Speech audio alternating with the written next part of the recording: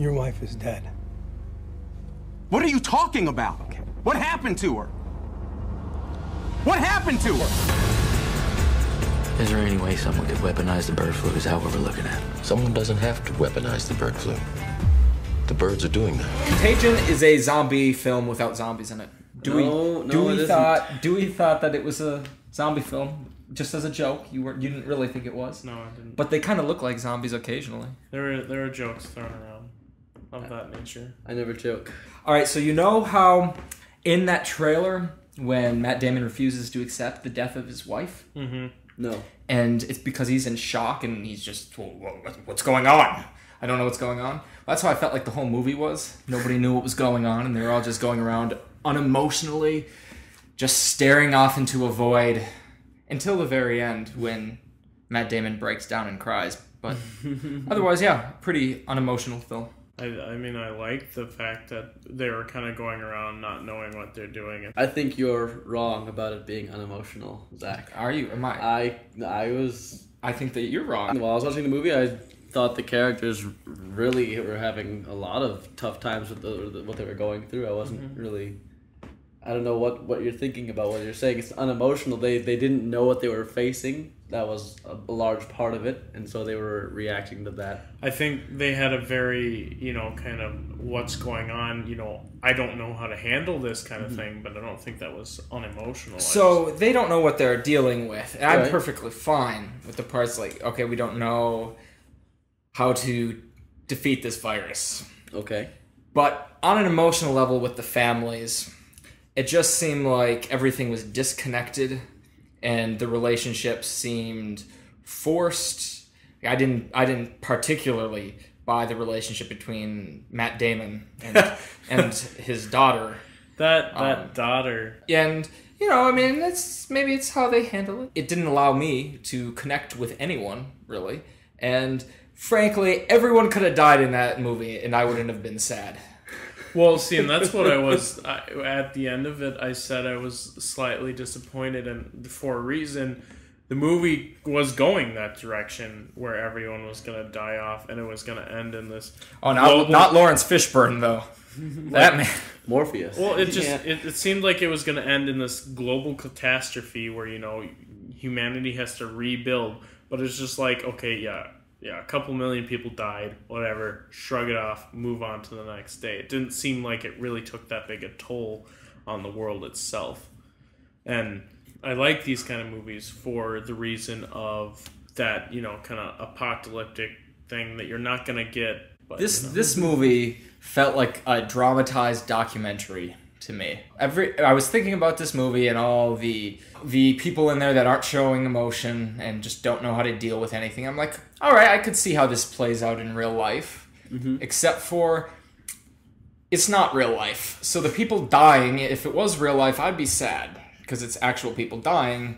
But these are actors that I know that are dying, and I'm not emotionally invested in them. And all of the deaths, just for the most part, except for Gwyneth Paltrow, who I can say died because you see her like dead in the trailer.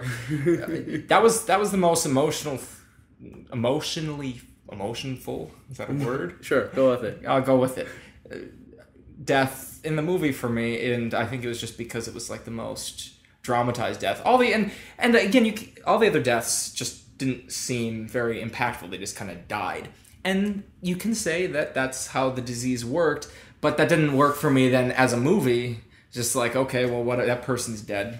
You just look around, okay, that person was they're dead. They're dead. They're dead. This movie, though, has a lot of government in it, and it does. I'm so used to, at this point, with these types of movies, the government being this evil, faceless entity, and it's not the case in this movie. The face of the government is Lawrence Fishburne. How can you hate that man? You can't. It's impossible. But, so they gave the government a face, and I was actually ready for the government to be evil in this movie, and I would have been fine with it. There were many moments where you're thinking that they might be evil, because I mean they have the opposing force with the blogger. Yeah, Jude Law. Jude Law. I got a computer and a webcam. Right. Listen to me.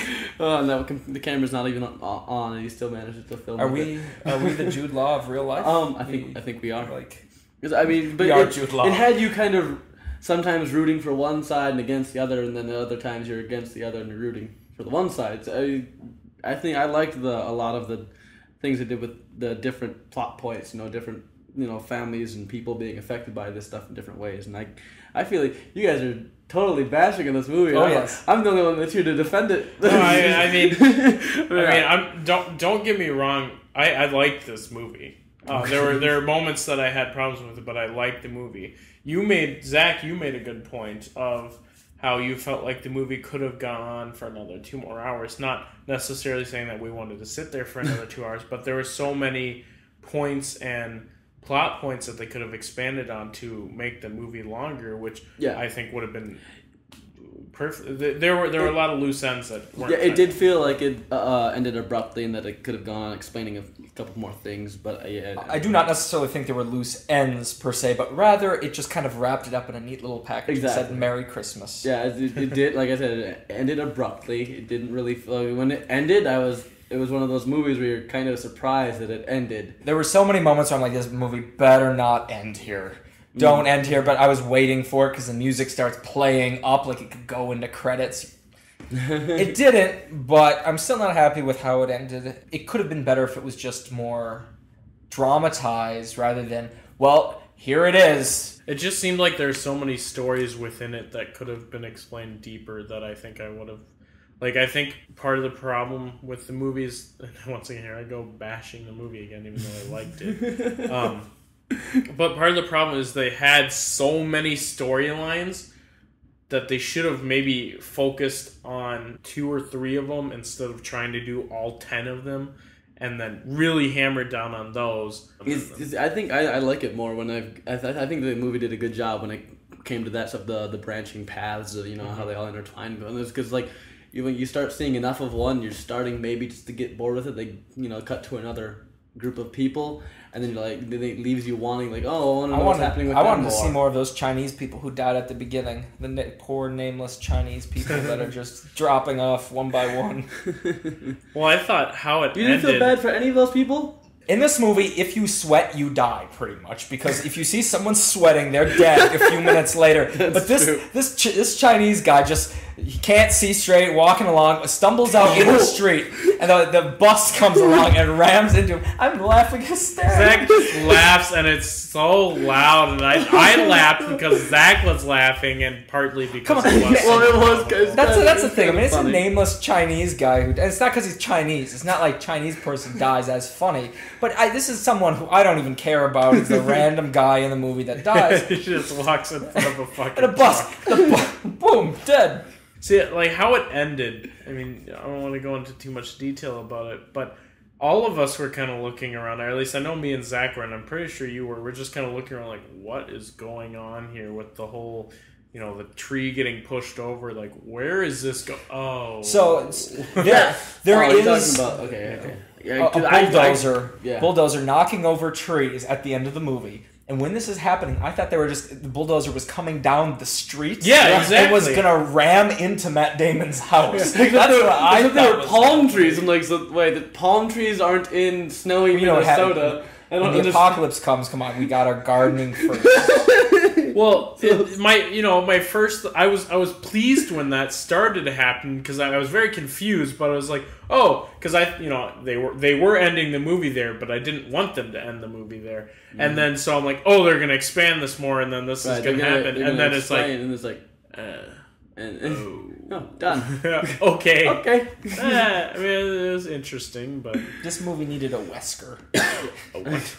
A Wesker from Resident Evil, an evil guy in a laboratory. I'm happy that they didn't have a bad guy. They needed a bad guy. There's no terrorist using biochemical warfare or some dumb crap. Well, Jude Law's a terrorist. He's invoking terror in all the people. I'm going to give this movie an 8. I thought this was a very good movie. Okay. All right.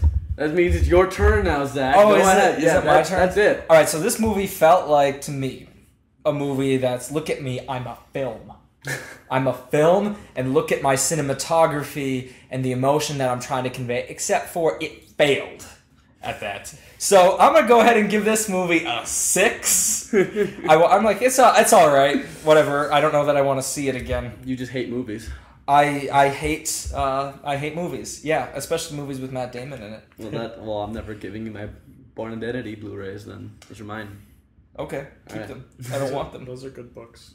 I don't read. I just watch movies. Go ahead, Dewey. Score time. So, obviously, through this whole thing, I've been somewhat bashing the movie, but I really did like it. I was going into it looking for one of those, kind of end of the world movies, and I didn't particularly get that. But what I got, I really enjoyed. I thought the acting was pretty good. Contrary to Zach's belief, I thought the emotion was pretty solid in that. I think it was too. I think it wasn't that I was gonna be crying over everything, but the more the shock and awe that they're showing, and just like I can't believe this is happening. This is so overwhelming, and I thought that was really shining through on most of the characters. I'm gonna give it 8 as well. So. All right, so Zach is obviously wrong. That's second so wrong in this one. And yeah. So that's Contagion. Media Kills Contagion for you. Is it? For you. Is it? Is it? I think it is. All right.